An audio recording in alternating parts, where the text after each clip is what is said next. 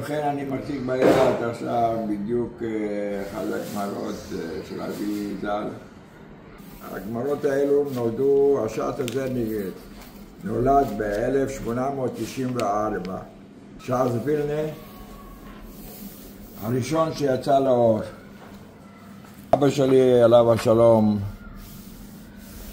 הוא היה מגיד שיעור והוא היה מלמד מהגמרות האלה זה כ-11 שנה.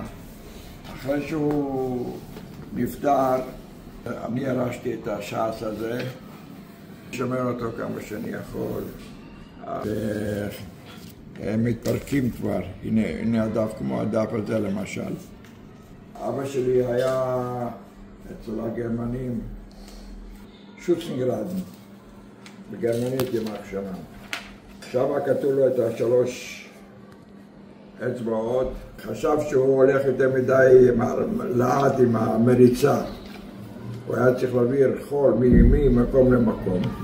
חתכו לו את השלוש האצבעות, הוא ברח משם. כשהוא ברח אז הוא הספיק להגיע הביתה.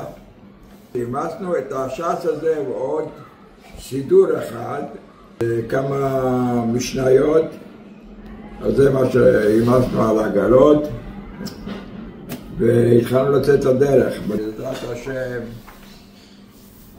כשאני אלך לעולמי, אולי מישהו מהילדים, מהחתנים, אולי הם יקחו את זה הלאה. וזה ירושה שמחזיקה מעמד הרבה מאוד שנים, והם ימשיכו לטפל בזה, בעזרת השם.